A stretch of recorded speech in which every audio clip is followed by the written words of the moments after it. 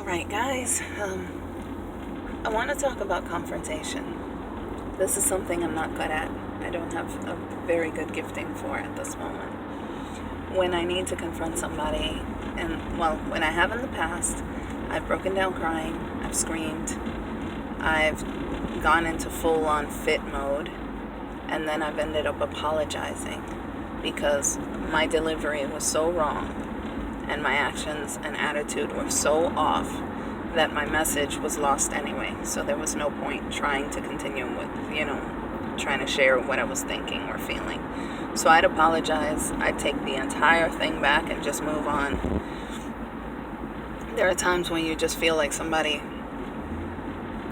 has done something that just crossed that boundary. And you're trying to deal with it, and you'd rather just, in my case, I'd rather just forgive and move on. But there's something about that. You can't forgive if it keeps happening over and over, no matter how hard you try. Some people are capable of it, I'm sure.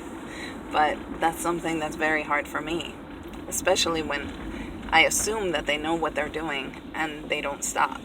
But God brought it to my attention that if I don't tell them that it's not okay, they may not realize that it's not. If somebody tickles you every time they walk into a room, I know I've used this analogy before, but tickling is horrible for me. I don't like it. So that's why it means a big deal to me. If somebody tickles you every time they walk into the room that you're in, after a while, you're going to want to avoid them because you just can't take it. Yet if you just tell them the first time, I'm sorry, I don't like being tickled. Please don't ever do that again. You're afraid you're opening up another can of worms by confronting, right? I literally did. I told them to stop. It got blown up into this thing where I was shrieking and yelling, according to eyewitnesses who were there. Although other witnesses said, I didn't even hear you. I don't know what's going on there. But the point is,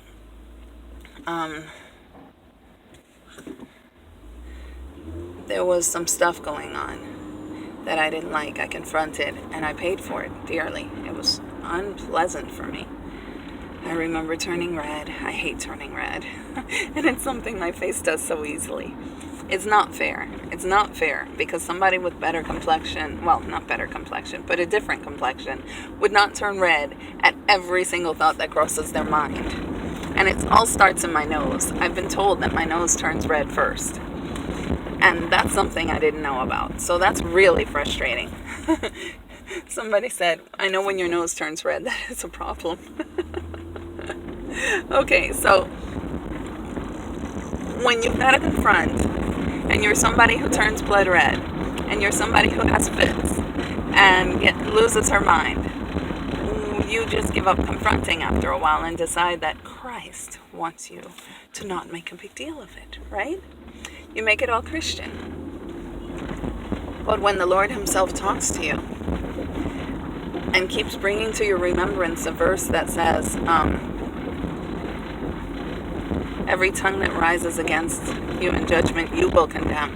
And he's talking to the human, not to God. He's talking to the human. You're supposed to condemn those words when they rise against you. So there's not much choice. You got to learn how to confront respectfully and forcefully, And that's something that I'm learning, and it's very hard. So if you've been the kind of person who just wants to suck it up and move on, but you find yourself spiritually kind of stuck, it may be that God has been trying to instruct you not to move on, but to cut it out, to nip it in the bud before it gets bad, and you're ignoring him. See if that verse resonated with you. Look it up. Don't trust me. Look it up. Google it and search for it in your Bible. I like the Bible app at life.church. I love their Bible app. It's my favorite right now. And BibleGateway.com is another one that I really like. Just go out there and really search the scriptures. See what God is speaking to you. But don't avoid confronting an issue just because it's scary or just because you're afraid you're going to do it wrong. Pray for wisdom. James says, ask in faith with no doubting, for they that doubt are like the waves of the sea driven and tossed by the wind. He's talking about asking for wisdom and trusting that God is liberal and willing that you would have it. So he will definitely provide it. All right? Bye-bye, guys.